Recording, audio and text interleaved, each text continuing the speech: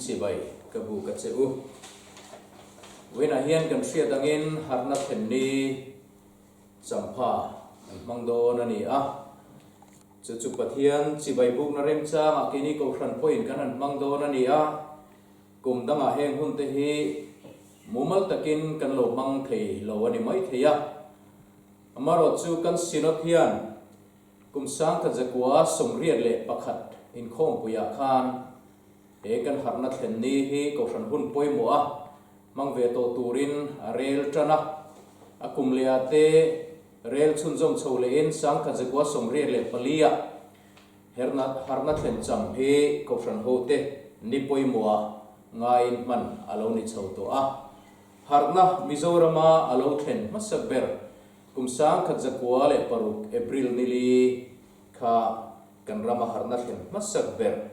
ani angin khami den chenin April nili hi Harhna Thlen cham atan alo mangta ani keni Delhi Kohhran point he hun kan lo mang thei ve tur hi pathian khongai na ro pui tak mai ani a kan tun lai bo ruaka abu hova kanin khom lui thei lai ni lo ma sela pathian khongai na ro pui taka wangin weina hian he hun hi kanan mang ho thei do na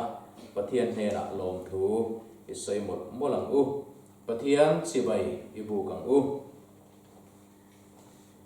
lalpa pathian Israel ho pathian chu fakinom ro se ama chau hian thilmak ati thrina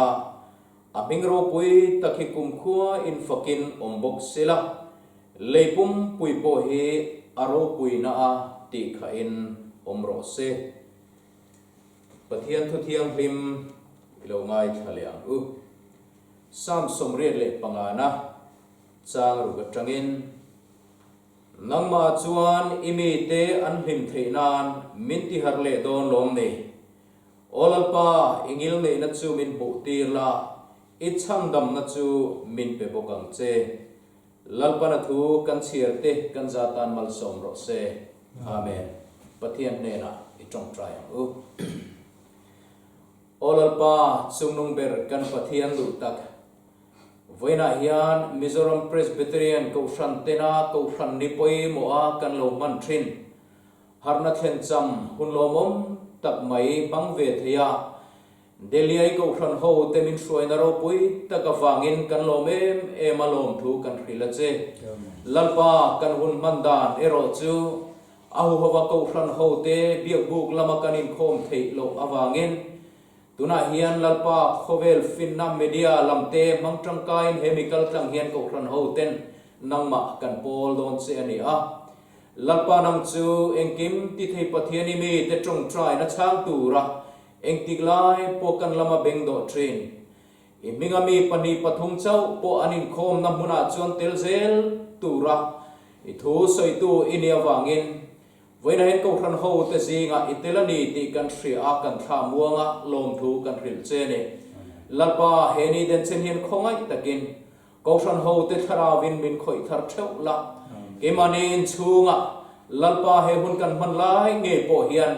Harhna dik nang ma thu hiat na lama le nang ma thuoi na lama Harhna ro pui tak kan lo chang theina turin he huna hian kan ne na ichi lo mangin thu soila kan program zong hilal pai ro pui na nangin min man sakang che kan lalpa du tak Isu Krista mingin kan dila che amen le voina hian Kohhran ho ten an sia tu tul tele kan malam huna kan program man zel da tur te po e kan lo ngai tu tlang mai theya chung te chulang ang te min sia ti turin kan zia tu lo soma u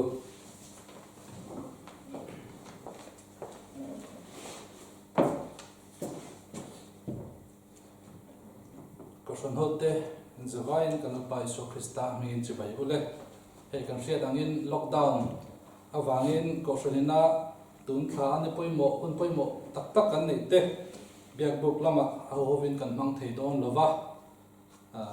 amai ro chu hei pathian khongai nein keni Kohhran chon hun rem chak tak mai Synod House kan neya tiang hian pathian khongai nein media lama te hun kan mang thei zela alo ong tak zet zetani voini kan hria ta ang khanin Harhna Thlenni Kohhran tan ni poimo tak mai kan ngai poi mo em ania Kohhran Inkhawm nei theilo mai la tiang hian vonia po hun kan mang don ania vonia kan Inkhawm in troi to hi pastor kan bil to pastor Islam hing moya ania upa ke Lalhmangaiha hena train thu cha kan ngai tha anga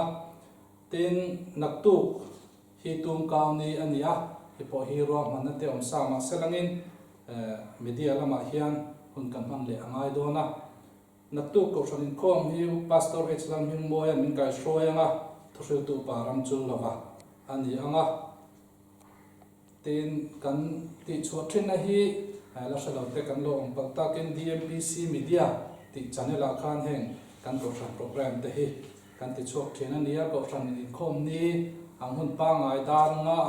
program hian ti chuak tram thin ani khang kha Kohhran puite point lo chin chein ke mani mai ba kan thian te lo la salo palte ponong thaya khatien te kha hanen beng wa tlang zel ni tai la thaw me tin Good Friday a hian kan Inkhawm in troi to turin Reverend Arlo Rosiama ani anga thusil tu pastor Islam hing moya ani anga Easter Sunday a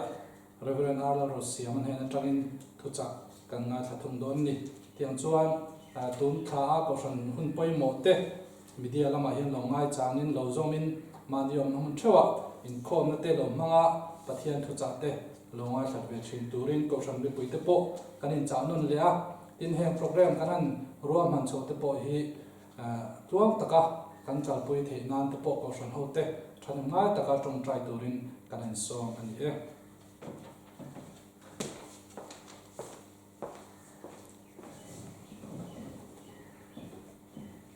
Pathian choi moin la kan sa anga Christian nabu number zathum le papuana lalpa in a tho hi ron ti har fo bang che itir ko ten I theinain khovel chandam ro se e la hi pathian choi moinan kan sa anga tin hetiang huna hian manin lama tangin pathian chibai kan bu thina ni kha chuban chuan he huna po hian manin lama pathian chibai bu na ril ru ne na fakzai sa lalpa kan choi moina te po hi in lama tang te po in kan za a Kohhran ho ten Inkhawm na ril ru pu chunga kan lo zong kan du'a kan be sei ane zam number zathum le phakuana lo sang u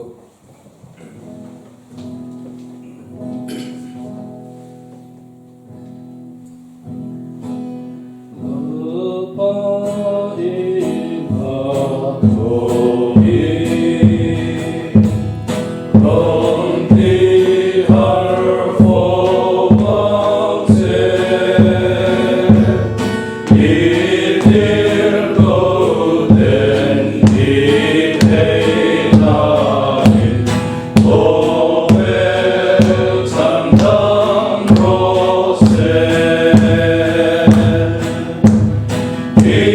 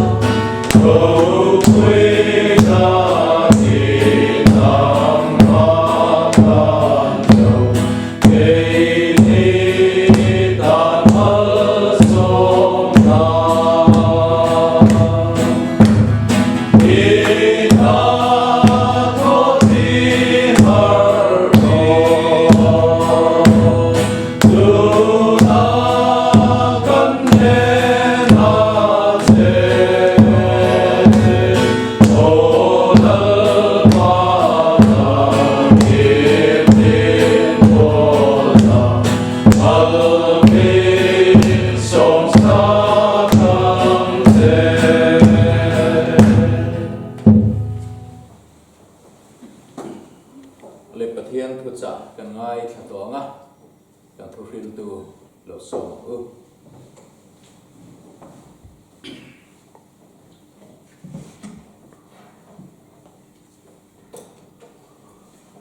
masain Kohhran mi puite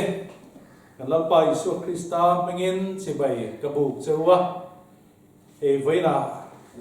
zorama Harhna Thlenni Inkhawm Kohhran hoten kan mang ani a kan hruai tu ne na tangkhan voina kan program chungchang te engtianga he Harhna hun hi Kohhran hoten lo mangnge kan ni ti te po kan ngai thla a zanina hian chutiang anga Kohhran hoten sinot lamina he hun pui poi boa kan thu pui tura aron da chu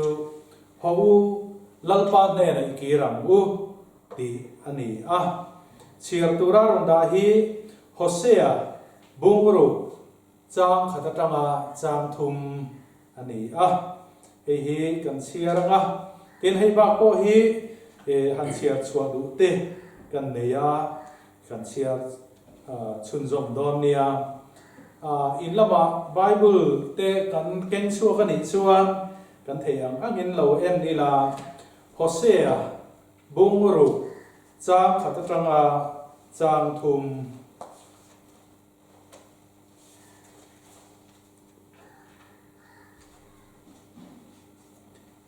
Hosea bungru chang khatatanga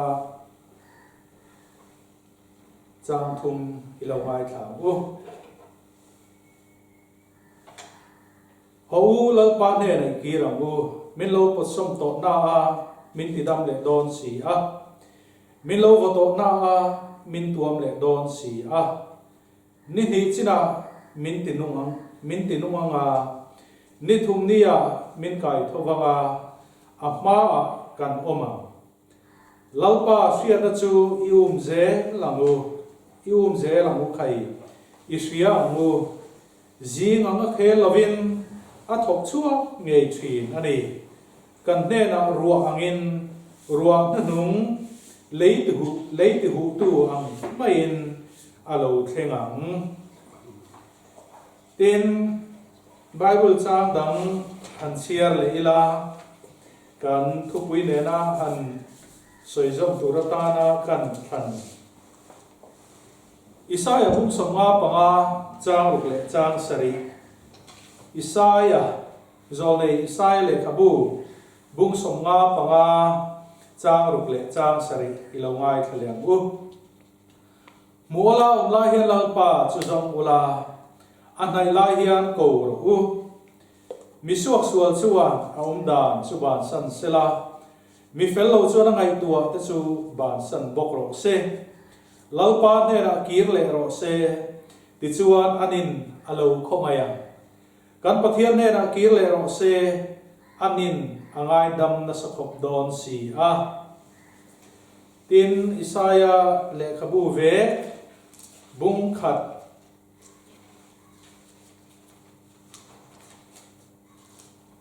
chang so paria tanga chang som ni lawai thale ila Isaiah bung khat chang so paria tanga chang som ni lalpa chuan ho te u ingai tu tlang te ang u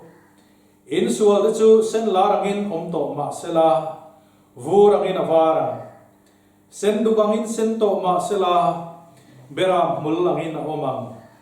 tinwam takle thuoi taka inom chuan in rama thiltra te hi in eyang nima sela in du lawa in hel chuan khandain a ei zawam chu lalpa ka chuan chu asoi to ani ati a Bible cham the khat karirwa om eng moza chu om nangin amara chukan hunte arei lo nan e ka chiar chuak vek lo mai nga nakina soi pe na rem chang om te poin han ta chuak tumila a tho me zanina hiam kan chiar tak lo ber lai zo ka chu zanina kan thupui ho ulal pa ne nei ki rangu ti hi chan chim tha lu ka je bung som panga chang som pakhat atanga chang som thum pakhat inkar thua fa patlan bo atang khan han soi karil ru ka chu a thon thu te po kan thriat chian sa ania chu wang chuan a chang lai a chang hi a thui de ul ka nakina kan thu soi guna a poi mo lai te po chu la chu tumila a thamai o me kan ngai thak ta kan khan mizo fa te hian kum sang za kwa paru nulam po nulam atang khan har na hi voi nga moza pathian khoi na za kan lo chang to a kan van nei le ani amaro chu ka ngai tua har na sang za kwa paru atang ina lo thenga chu ta chuan ke ni tu na ka helai ko sana om te hian he har na voi nga moza thleng to hianin har na hi kan tong ve to em kan nu na hian har na kan tong em ti lai hi he thu kai bo sai lai ka rulian tak mai ani a chu tiang ang har na tong lo kan ni chuan zanina kan thu mai thak tur holal pa ne ikirang mu ti atang hian pathian khoi na har na kan san nge ka be sei a chu thu ma te po kan soi masadoni pathian ma kunin itong trai khoi tu lalpa kan pathian nangin mi te min en sang ngai lova mi zo fa te kum sang khat zakwa paru katangin tharau thiang lima har na min pe a ti chuan lalpa kan pathian kan jinga voi enga moza te roi puang to a tun huna po ya chu har na champha chu i Kohhran hoten swerengin nang ma min pol na le nang ma min kan hi ro pui kan tia Kohhran ni poi mo da ina lo om ta a chu hun chu lalpa kan pathian tun huna hian kan mang me kani zanina hian lalpa chu hun kan mana chuan thu pui poi mo tak mai ho lalpa ne na ki rang mu ti zol nei panga isoi hi lalpa kan pathian kan jinga puan chuin om dona he thui lalpa ava poi mo te lule ichia lot lo takal tlang hian lalpa kan pathian nangin imi te thin lunga soila lalpa imi te suai kira an oma namma har tharna kan chan hi ava poi mo te lule chumi tur cha lalpa kan pathian ngai tha tu zong te tharawin min polang che amen lalpa kan pathian har tharna chan hi poi mo ni mangana ten missing min bay tree na lungai na ten min bay tree na lalpa kan pathian thamuan reng nei lavin thamuan na kan zong tree nima sala lalpa chu thamuan chu nang ba lo chuan mu tur om si lo nima sala lalpa nang ba kan mu thiam lo chewa min kan tha muang thei bok si lo nun bay dong le lalpa cha win kan room tree na ni hi khoi takin lalpa kan pathian zanina kan thu sei tur mang hian i thu hi poi mo e ma wangin lalpa kan pathian thara win mi te nera nai thok nge yang ti garing ani i tho angai ani lalpa kan pathian kan nge na che chu ti ni lo chuan lalpa kan pathian he thu poi mo tak hi thu thil ti the ani awangin lalpa kan pathian i mi te nera na thok tura i chua lo chuan he kan ram kan lungai na te kan Kohhran kan lungai na te salatang me te hian an chuak thei lawanga setana lom zong nei le mai am ti kan lawani chuwai khoi tu lalpa kan pathian tu huna hian kan zai ni ne ra kan onin hlan thare nangin khongai nangin min vongla min om puila i thu kan ngai tha thu kam khat lek mang pon kan nom min ti har thar sakang che kan lalpa iso Krista mi kan dile amen le kan soita ang khan zarina lalpa ne na hoi kir le na chungchang hi fapatlan bo atang hian han tarlang kan duwa fapatlan bo chungchang thu hi kan soita ang khan kan ngai tha tam to a asia po kan fre chiang viau ina langa ama ro chu he lali suwa te khin thu soya hian lali suwa hian kan nuna enge lan tira duwa he te khin thu soi hian in kan nun bo to te kan tharau nun va bo mek to te hi eng tiang ang takin nge pathian mangai na kan chuma om ti he lan suatir aduwa chuwang chon chiang takin zanin kan thu soi hi ngai tha tum ta ila kha fapatan bo chung changa khi khan papa khat hian fapa pani anaya chuta no pang jok chuan apa ne na kapa ro ka chan ai min pero tin adila ti chuan apa chuan afa te chu an ro chan ai chu sem ta anau pang jok chuan ro chan ai zong zong chu la a kholam hlataka akal ta a chuta chuan nuam lutukin a oma ati kanruwa nuam lutukin ti lai te po halo chin chia tai la ten chutia nuam lutuka om na chuan at sum te chu adek ral ta maya asum te po chu amang mai ti han chutia man mai chun asum chu dek ral ta ma se van doi kha tak kan ti don nge asuma de kral so chi hat tra malo tla chu tia tra ma tla chuan mi ne na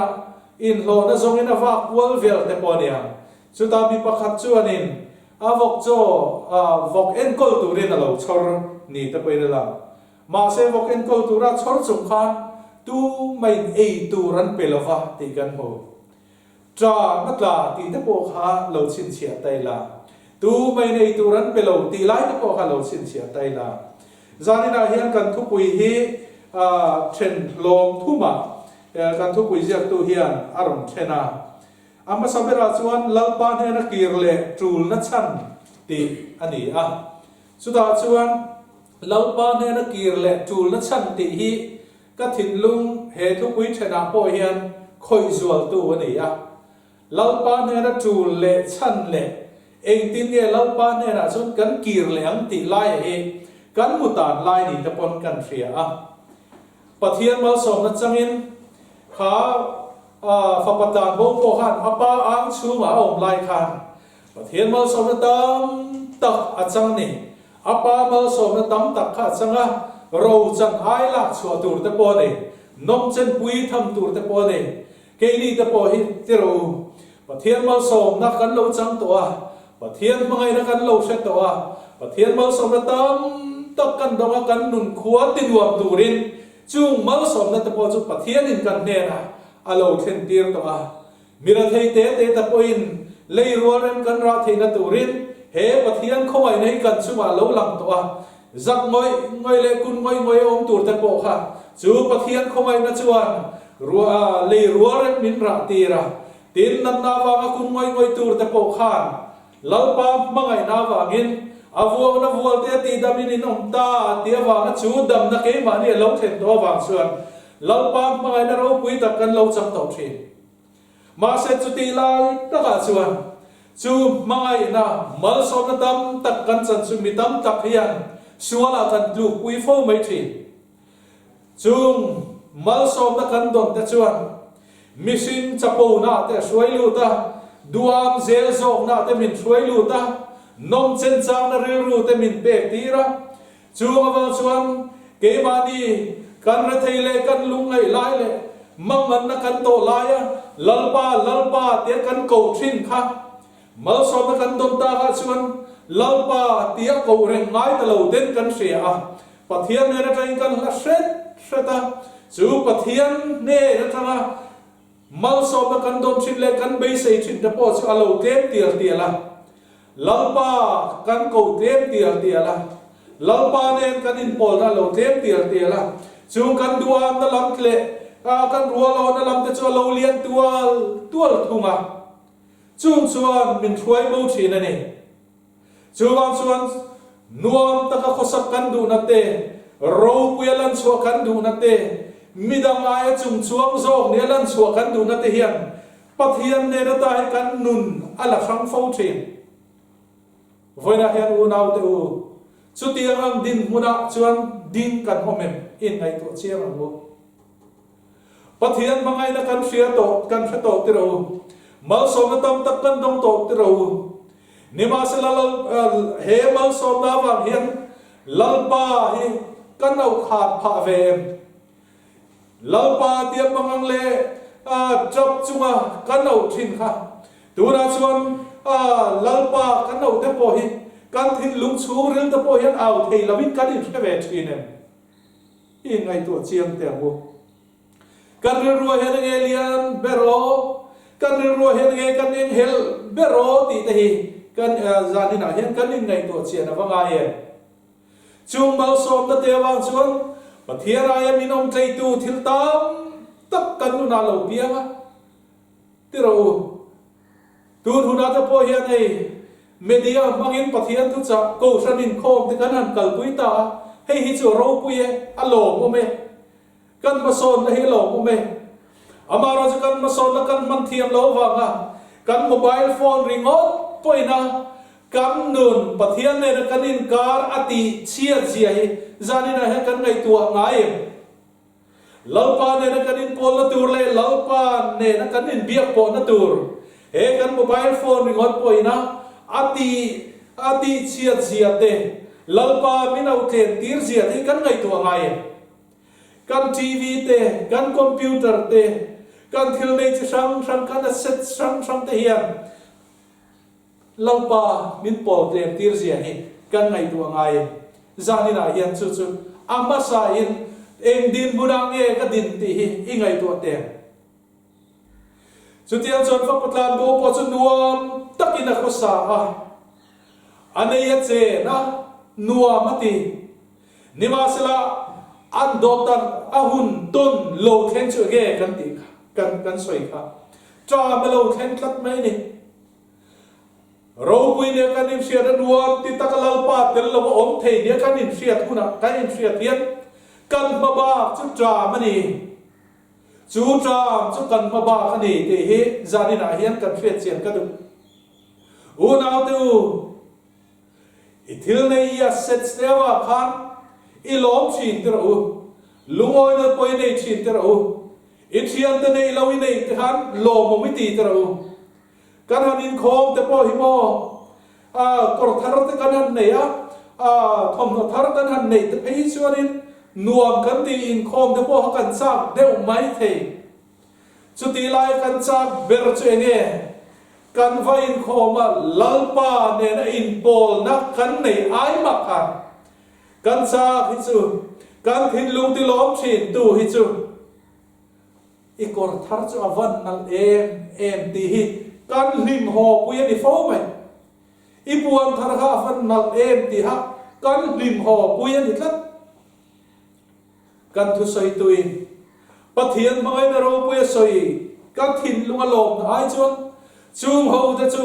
kan in khom nge po hian kan lim ho pui le kan thin lungina abut ho ani fo thin chu tiam chu kan ni thin chuan he kan nun hi lalpa alom na ni lovin keimania lom na kan zom chopa keimania be sei tur dam kan zom chopa chuan na satakin kan kala atopa chuan a limit kan pel fo thin lalpa rem ti lo kan thleng fo thin lalpa phal bak chin kan thleng fo thin unau te uzanina hian lalpa phal bak chin ithin lung churil nge poina a hriat chian lalpa phal bak chin kha eng chen nge khem do nangma nge poina thiam loin chantir pathian chu soi lo nangma nge poina ichia le thriat na poina thiam loin chantir kha tun huna hian eng chen nge khem do ei ru na wanga sum du na wanga thiam loin chantir kha eng chen nge ni to nom chen na khove le lu na ha thiam loin chantir na eng chen nge ni to u nau tu zumol veina rui thei thil du na namma boy kat tu i me thei to lo kan me thei to lo ha eng tiang takin ngei thin lung ha boy to lalpa kan nau thi chu tiang chon kan nu na cha ma lo tla trana nan no ten min ron bo buai chan ta a kan duam na ta chuan kan chung ko nun lim na te lo e che zo ba kan duam na chuan kan nun chung rel tha pathian la kan thamuan na le lungoi thin na ta chu a e che zo ta a kan thamuang the lo zana kan mua kan mu ta tui the lo kan khum dum nuam ta kan mu thin mai la kan thin lung hi a chol thei mi lo mai eng wang he lalpa kan thin lung a lal lo wang ke mani nom sak na le ke mani du zong kan ti lo thina wang hian chu chuan kan nun a ei chia a dam doi chang na ten min ti mu thei lo wa zu chang na ten min ti mu thei lo wa tin kan nun kal suwa la wa nga pathian du lo zo kan kala wa nga nan na kan kai ten min ti mu hil thei lo wa kan cha mani lungai kan ru mani kan nu na hian cha ma lo khem bek sin u nau te u zani na hian inu na han cha ma lo khem em ngai tu te lalpa kan na wa kan manga nga lalpa kan na wa nimasala lalpa pam mangai na ta kan tlan bo wa wangin lalpa kan au cho au e thein kai fellow tlat lalpa kan ti ve thina lalpa kan ko wa kan manga nga lalpa he lu na tang he min la chuang ro kan han ti ma se lalpa kan ko han lat lat tin kan fia au e thein kai fellow chu ta chuan kan nun ati be donga beidon zual na kan lu train u nau tu chu mi tam chon ani zani na hian lalpa ne na kan kir le apoi mo chan hi u nau tu lalpa au e thei lawin in cheve em enun kha beidon na khura alu thin tro kan nun hi beidon na khura alu thin kan thil ti sual ten min voleta kan nun a cha na ta zani na hian kan nun a thil khen zong zong hi ke hian ka soi chuak thiam lo u nau tu nang ma cha na ta me kha ngai tu aro nang ma cha na ta me kha ngai tu aro lalpa du da in inun kha nu nge lalpa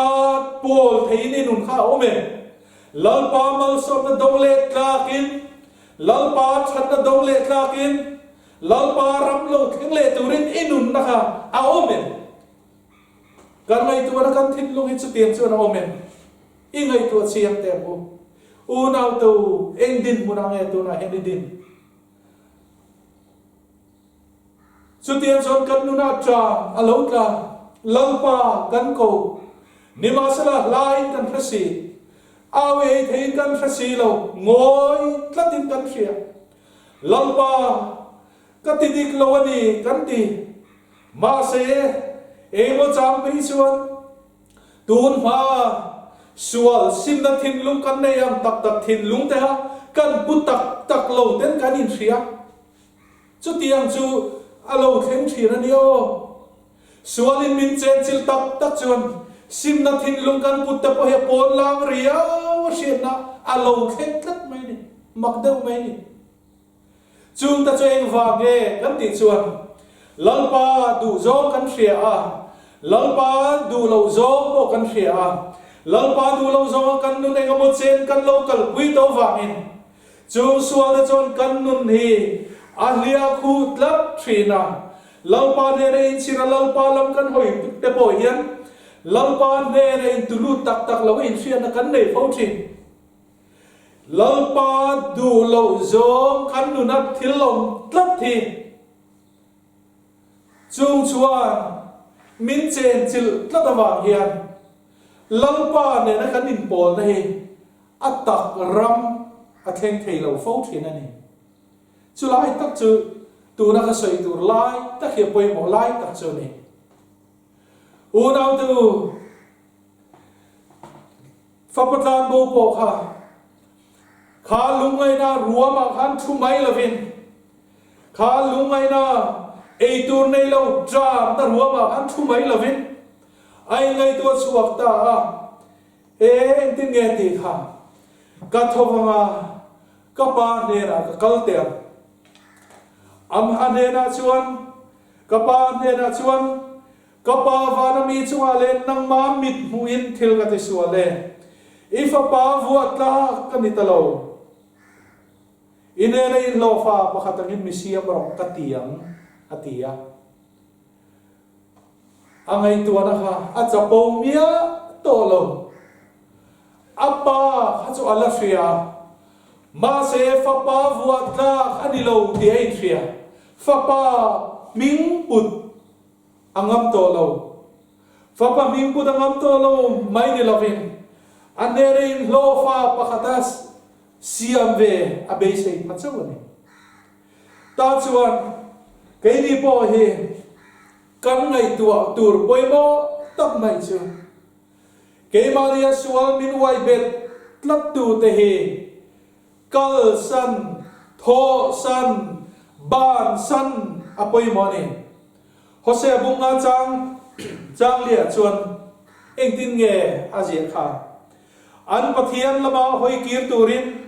an thil ti chin te chuan ban san lava no chi zor ril ru an zinga om sia lalpa chuan thelawa ni ti hoi kir tur kan har san na ber chu an thil ti chin chu an ban san lava ti lai takhe poi mo khom mai kan thil ti chin te kan ban san chuan si lo chuan kan thil sual ti awanga kan thil kol te enge lâu ba du lâu zong này nó cần nó chèn chịu tất chuan chu thọ sa nó cần cල් chùa sân lâu chuan cần bảy ngâm lâu chuan lâu ba này nó cần in bồn na lâu ba ram lâu thiệt này chu cho nó đi cắt thuyền cần thiên lung cần ngay tua nó đi thiêng linh với cả gái này cần thiên lung cần ngay tua nó hi sẽ ta năng thunun phâu thuyền cần ngay tua nó sẽ ta năng phát thầy lâu nó chung hết kan riru tehi setanan du zo ngai to in atlan fo ngai to fo thin Philippi Petra thong khat bung khat chang song pathum bora an eng tin nge kan hu kha Isua Krista in lar huna chuan khongai na ron tien sak tur cheu chu beidong lovin be sei zero lalpa kan ko na kan beidong thrin beidong na riru awe thei lo ni kan thria kan beidong thrin ma se beidong lovin be sei zero fa ti oi te agin in sia lo laya man lai chak na te anga om lovin o lalpa du lo zo kan ti anga kan chak na te chu pai kha in a ko tu chuwa thiang lim angin nang ni point thiang lim tur in che je zong zonga lo thiang lim zok ro nang ni in thiang lim tur ani ke ka thiang lim sia ti kan mo ni chu thiang lim na chu lalpa chu na duwa chu ri thiang lim na chu lalpa chu na duwa chu wangin o na kan ngai tua na te ke mani aswal bet tlap binti boy chin te hi ipayam mo ipay kha mo ti chuan lalpa ne na kan kir le the ya lalpa ram chu ke mani a lo thenga tu na in lam le na ri ru kan puthi ke mani cha na le ke mani du thu te po chu ani mai the ma se lalpa fiat na lalpa ne na le du na thin lung put tir tu che kha lalpa kharaw na to ni ti ipom bok tu ra ni eng wang mo Philippi bung ni chang so pathuma han kan bu lo amalom zo ta na ti tung tur le be tur nang ba nia thok tu chu pathian ni sia ti lalpa lom zo ma ti tum tur le be tur thok tu chu pathian ni kan thin lu ma thok tu hi pathian ni chu wangin ke mani du wang mai ni lavin min ke mani tharawaron thok tu hi pathian ni wangin beidong lavin tu na han lalpa lam hoiro amaro chu lalpa du zong nge ni ti lo se zong che chu wangin sai bu songa panga chang ruk le chang sare kan chiar khan mu la hian lalpa chu zong la an nai lai hian ko ro misuak sual chuan angai tua misuak sual chuan aum dan ban san sela kan thil ti dan te kan ban sananga mi fellow chuan angai tua te chu ban san bok ro se ati kan ngai tua te hi lalpa du zo mi turin kan ngai tua na te poi kan thak theng ngai ni chu lalpa ne ra kirle ro se ti chuan ni na lo khongaya kan pathian ne ra kirle ro se anin alo vo se bang atien ni ti lo ani lo ngai dam na sa khop don sia kan sual de chu sen larang in sen to masala sen larang in om to masala vurang in avarang sen dugang in sen to masala beram mulang in omang ati chuwang in lalpa chuan min lo ngai dam na sa khop don ani lalpa du da thin lungpua lalpa du da na alam kan hoile phochuan voina hian an kan kirle phochuan lalpa hian min ngai dam na sa don ani ti hi lalpa thu ani abanina chuan lalpa ne na kirle ten nun chungchang ani a misual chuan aom dan abar san atula pile tolo tura lalpa nong zui rino takin nong zui tura kanin pe kangaya mi fellow point kan ngai tuana te ban sana lalpa lam kan ngai tuwa ngaya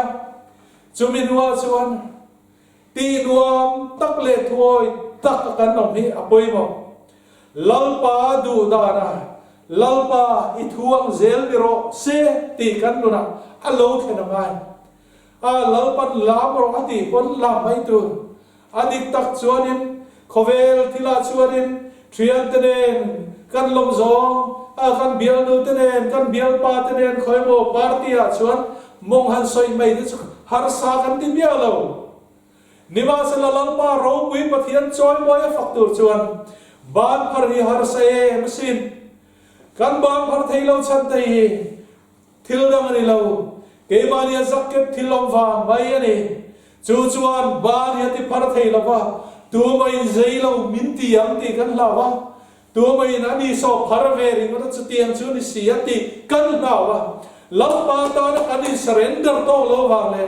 lalpa ta na kan pe full lo wa min ban hi phar theilo mai ni chuangin tuna chuan lalpa ne na kan pir le to chuan lalpa kapum hiarita kani tia lalpa choi bo hi kan ti turani chuwangin ti nuam takle thuoi na ko mi lalpa ta na kan nun thei da turani chu chu pir le te nun da turani tin du cha hun le anu a lungai hun le mangang hun chawa lalpa ne na lalpa pol tum ma se khosakalo nom deu le eng mo deu changa a khoi molai zom le mai thei lalpa pol na nun nei le lo mai ang chi kha ani to lo kan lalpa chuan johana bung som panga a khan kan hua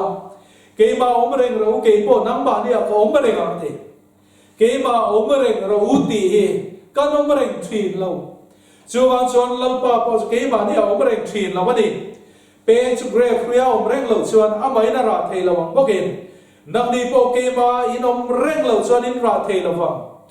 rong bol tu kan ra thei si lo chuan kan rong bol chu enge om zia nia chuwang in tu po ke ma om renga ke po ma kom reng na chu mi chu tam takin ra thin ke ma lovin eng mai ti thei si lawati lalpa te lo hian eng ba kan ti thei lo zia kan phian chian ngaya chuwang chon lalpa om reng hi lalpa kirle te nu nom dan turani ten lalpa kirle te chuan ti sual le to lo tura kan nun hi atara kan mana poimo zohana mumria chang som khara hang kan huwa uirenu nera khala li suan kei point thiam lo ka chan ti lo ka che kalla tun nuwa ti sual le to su ti tun nuwa ti sual le to su chu cho ka poimo e chu ti ang bokin Bethesda di la dam lo dam temple la li suan va bu khan ngai ro idam ta hi thil ti sual le to su chút thì lâu chuan thil thalo le zual i chunga alo om dang e ti thil thalo le zual kan chunga alo khen lo na tu ren kalati sual le to su ti hi lali suwa thu pe kani chuwangin he lali suwa hi adongai la lali suwa thu chu thu ta kan hian nun na nia voina hian lalpa ne na kir le te hian chu thu ta kalati sual le to su ati hi kan pom kan thria ava poi mo em ato bera chuan lalpa ne na kir le lok na ti ania tu na kan soi zinga han tam tak khem to lalpa ne na kir le na nun chu tu na han kan soi chau to ma se vai na han kan soi seng lova klem thupui thena om sewa ngin kan soi le anga kan bible jang chira khan min lo pot som to na a min ti dam le don sia min voto na min tuam le don sia ti kan mo chuwangin lalpa hian se om khurthu tak akanom to nu min chan suak to chuta chon min ti dam le don ani o se om khurthu taka lalpa kan tlan bo san na wanga drugs mol kan lo ve to te tu na kan suffer na zong zong te o nom chena khurthu kan tan la ya nan na thalo kan tor zong zong te lalpa hian min ti dam le ti amani chu hallelujah amen lalpa na ti dam le don che voi na lalpa ne re kirle khot chuan lalpan ti dam che ti amani avaro puye lalpan min lo voto ma se la min tuam le don sia kan sual de sen larang in sen to ma se la mi ten min lo tim frik to ma se la mi ten min lo du to lo ma se la so ba so i rum mga sin so nu so nan na thalo ve sin so ba so drugs wal ve sin min lo ti to ma se la chu ti ram chon kan sual de sen larang in sen to ma se la sen du kam in sen to ma se la vurang in avar le don ani chu hallelujah lalpa cha fakin pros chuwang chon lalpa ne na kir le heva lok te lule tin wam tak le thuoi takai nom chuan in ramathil tha te in e amati chuwang in kan ramathil tha e tur hian ke ma ni lu na hen lalpa ram lo thleng sada lalpa ne na kir leila lalpa mal som na hian chung kan har sana tor zong ta pau chu ati dom le don min ru le don ni chuwang in vai na hian kan ramathil tha e le tur chuan lalpa ne ne kir le mu thil ti theina kan chuwa lam tira du in do piang tiro in tan tira ti na om zelam ti tu hian kan do piang kan tira kan tan tia om theina tur chuan lalpa kan om reng ngai chu tia ma thil ti thei ti tur chuan lalpa hian min tu ni min tia mareng chuwa in o na manga min ong su voina hian thap hang su lalpa ne na kir le la lalpa chon har thana chang le ro lalpa chon lo har le ro tun hun hi itan ni poimo siam ro he har tharna ni lalpa ne na kir le ka kun tan mangar lalpa chon som cheri lalpa mal som na chang tu ren lalpa thil ti thei nai no na tak chang tu ren zanina hian o na lalpa ne na kir le ro lalpa na thu kan sa ta mal som ro se amen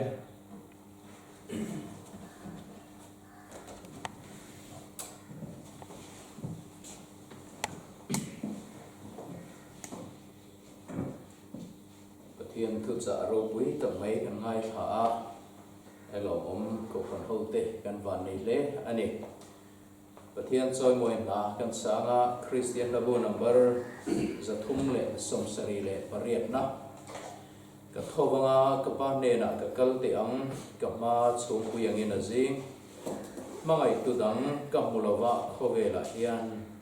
ka pa lo chu ka dawran mo number za thum som sari pariat na kan sanga lalpa trong trai na in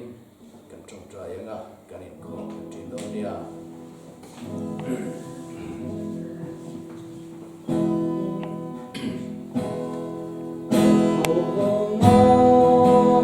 Oh,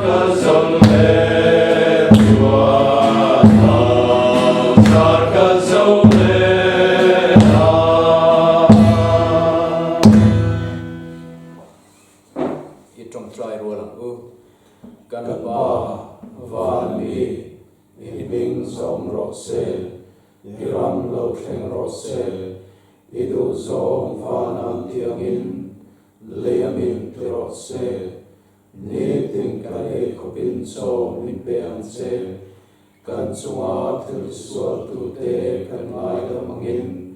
nang point kan thil ti sual ngai lamang che sual tu la them na mi shuai lu suang che mi sual la ka chuan min sandam zo ang che ram te thil ti thei na te ro pui te satua ni tan sia amen.